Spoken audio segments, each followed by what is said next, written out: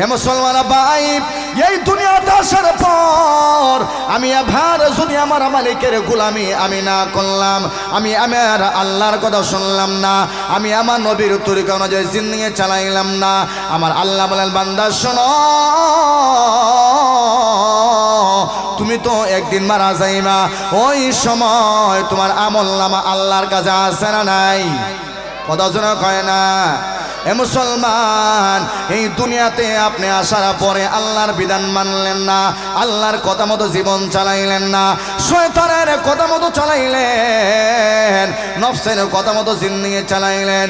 ওরে মুসলমান শোনো, যে আল্লাহর কথা মতো জিন্দেগি চালায় তার দুনিয়াও সুন্দর হয়, মরার পরে আখিরাতও সুন্দর হয়, ঠিক কিনা? কিন্তু যেই বান্দা নফসের গোলামি করবে, নফসের জিন্দেগি চালায়, নফসের কথা মতো জিন্দেগি চালায়, নফস যদি বলে বান্দা